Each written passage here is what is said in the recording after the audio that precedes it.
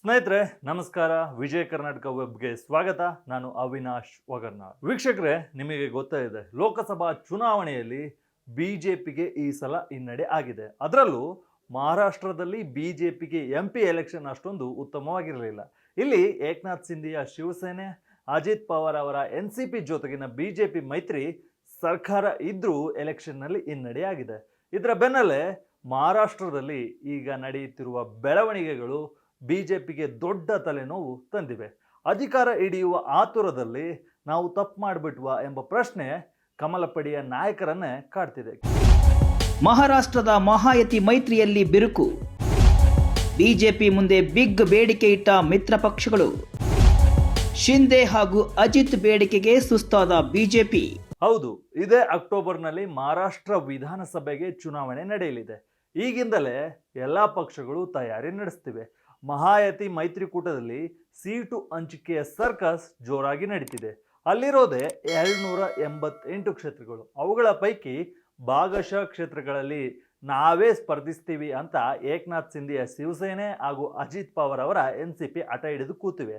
ಈಗ ಬಿಜೆಪಿಗೆ ಏನು ಮಾಡಬೇಕು ಅನ್ನೋದೇ ಅಲ್ಲಿ ತೋಚ್ತಿಲ್ಲ.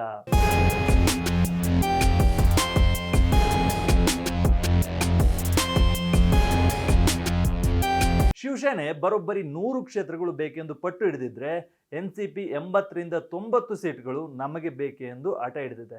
ಈ ಇಬ್ಬರ ಬೇಡಿಕೆ ಈಡೇರಿಸಿದ್ರೆ ಬಿಜೆಪಿಗೆ ಉಳಿಯೋದೇ 110ರಿಂದ 100 ಕ್ಷೇತ್ರಗಳು. ಅಷ್ಟು ಕ್ಷೇತ್ರಗಳಲ್ಲಿ ಮಾತ್ರ ಸ್ಪರ್ಧಿಸಲು ಬಿಜೆಪಿ ಒಪ್ಪುತ್ತಾ ಎಂಬ ಪ್ರಶ್ನೆ ಎಲ್ಲರನ್ನೂ ಕಾಡ್ತಿದೆ. ಲೋಕಸಭಾ ಚುನಾವಣೆಯಲ್ಲಿ ಹೀನಾಯ ಪ್ರದರ್ಶನದ ಬೆನ್ನಲ್ಲೇ NCP ಹಾಗೂ ಶಿವಸೇನೆ ಪಕ್ಷಗಳು ಬಿಜೆಪಿ ವಿರುದ್ಧ ಕಿಡಿಕಾರ್ತಿವೆ. ಬಿಜೆಪಿಯ ನಡೆಯಿಂದಲೇ ನಮಗೆ ಸೋಲಾಗಿದೆ ಅಂತ ನೇರವಾಗಿ ಆರೋಪ ಮಾಡ್ತಿವೆ. ಇದೆಲ್ಲವನ್ನ ಬಿಜೆಪಿ ಸಹಿಸಿಕೊಳ್ಳುತ್ತಾ ಎಂಬುದು ಸದ್ಯದ ಪ್ರಶ್ನೆ. ಲೋಕಸಭಾ ಚುನಾವಣೆಯ ಸೀಟು ಹಂಚಿಕೆಯನ್ನ ಗಮನಿಸಿದ್ರೆ ಶಿವಸೇನೆ ಹಾಗೂ NCPಗೆ ಬಿಜೆಪಿ ಅಷ್ಟು ಸ್ಥಾನಗಳನ್ನ ಬಿಟ್ಟು ಕೊಡುವ ಸಾಧ್ಯತೆ ಕಡಿಮೆ. 48 MP ಸೀಟುಗಳ ಪೈಕಿ ಅರ್ಧಕ್ಕಿಂತ ಹೆಚ್ಚು ಅಂದ್ರೆ 31 ಕ್ಷೇತ್ರಗಳಲ್ಲಿ ಬಿಜೆಪಿ ಸ್ಪರ್ಧಿಸಿತ್ತು. 13 ಕ್ಷೇತ್ರಗಳನ್ನ ಶಿಂದೆ ಶಿವಸೇನೆಗೆ, 4 ಕ್ಷೇತ್ರಗಳನ್ನ ಅಜಿತ್ NCPಗೆ ಬಿಟ್ಟುಕೊಟ್ಟಿತ್ತು. ಅದರಂತೆ 2019ರಲ್ಲಿ ಸ್ಪರ್ಧಿಸಿದ ಸಂಖ್ಯೆ ಅಷ್ಟೇ ಈ ಬಾರಿಯೂ ಬಿಜೆಪಿ 150ಕ್ಕೂ ಹೆಚ್ಚು ಕ್ಷೇತ್ರಗಳಲ್ಲಿ ಸ್ಪರ್ಧಿಸುವ ನಿರೀಕ್ಷೆ ಇದೆ.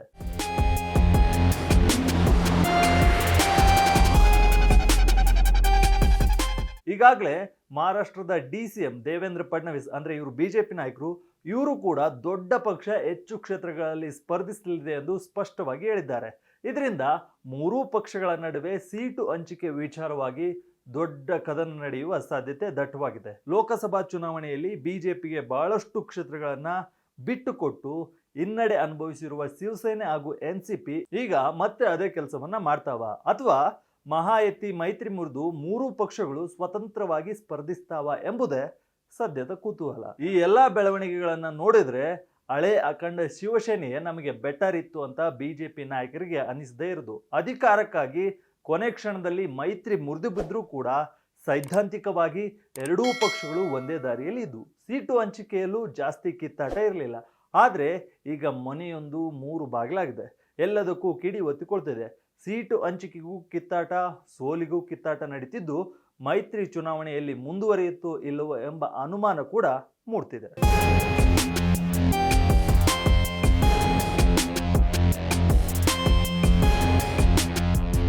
ಕಳೆದ ಬಾರಿ ಅಂದ್ರೆ 2019ರ ಚುನಾವಣೆಯಲ್ಲಿ ಬಿಜೆಪಿ ಹಾಗೂ ಶಿವಸೇನೆ ಮೈತ್ರಿ ಮಾಡಿಕೊಂಡು ಕಣಕ್ಕಿಳಿದಿದ್ವು. ಆಗ ಬಿಜೆಪಿ 164 ಕ್ಷೇತ್ರಗಳಲ್ಲಿ ಸ್ಪರ್ಧಿಸಿದ್ರೆ ಶಿವಸೇನೆ 124 ಕ್ಷೇತ್ರಗಳಲ್ಲಿ ಸ್ಪರ್ಧಿಸಿತ್ತು. ಈ ಪೈಕಿ ಬಿಜೆಪಿ 105 ಹಾಗೂ ಶಿವಸೇನೆ 56 ಕ್ಷೇತ್ರಗಳಲ್ಲಿ ಗೆಲುವು ಸಾಧಿಸಿದ್ವು.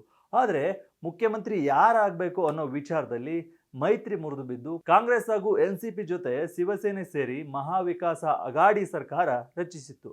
ಅದಾದ ಬಳಿಕ ಶಿವಸೇನೆ ಹಾಗೂ NCP ಪಕ್ಷಗಳು ವಿಭಜನೆಯಾಗಿ ಬಿಜೆಪಿ ಜೊತೆ ಸೇರಿ ಸರ್ಕಾರ ರಚಿಸಿದ್ದು ಈಗ ಇತಿಹಾಸ. ಒಟ್ನಲ್ಲಿ ಮಹಾರಾಷ್ಟ್ರದಲ್ಲಿ ಬಿಜೆಪಿ, ಶಿವಸೇನೆ ಹಾಗೂ NCPಯ ಮಹಾಯತಿ ಮೈತ್ರಿ ಸಮಸ್ಯೆಗಳ ಸುಳಿಯಲ್ಲಿ ಸಿಲುಕಿರೋದಂತೂ ಸತ್ಯ. ಮೈತ್ರಿ ಬಿಟ್ಟರೆ ಬಿಜೆಪಿಗೆ ಏನು ಜಾಸ್ತಿ ನಷ್ಟ ಆಗದೆ ಇರಬಹುದು. ಆದರೆ ಶಿಂದೆ ಶಿವಸೇನೆ ಹಾಗೂ ಅಜಿತ್ ಪವಾರ್ ಅವರ NCP ಪಕ್ಷಗಳಿಗೆ ಭಾರಿ ಪೆಟ್ಟು ಬೀಳಿದೆ. ಇತ್ತ ಪ್ರಮುಖ ಮಿತ್ರ ಪಕ್ಷವೂ ಇರದೆ, ಮೂಲ ಪಕ್ಷವೂ ಇರದೆ ಎಲ್ಲಿಗೆ ಹೋಗ್ಬೇಕು ಅಂತ ಯೋಚನೆ ಅವೆರಡೂ ಪಕ್ಷಗಳು ಮಾಡಬೇಕಾಗತ್ತೆ.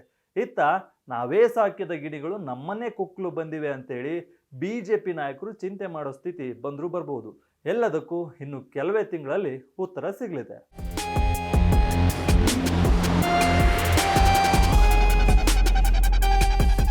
ಇದು ವಿಜಯ ಕರ್ನಾಟಕ ವಿಶೇಷ. ಇದೇ ರೀತಿಯ ಹೆಚ್ಚಿನ ವಿಡಿಯೋಗಳಿಗಾಗಿ ವಿಜಯ ಕರ್ನಾಟಕ ವೆಬ್ ಅನ್ನು ಫೇಸ್ಬುಕ್ ಮತ್ತು ಯೂಟ್ಯೂಬ್ನಲ್ಲಿ ಫಾಲೋ ಮಾಡಿ. ಜೊತೆಗೆ times XP Kannada video website ಅನ್ನು ಕೂಡ ನೋಡಿ. ಧನ್ಯವಾದ.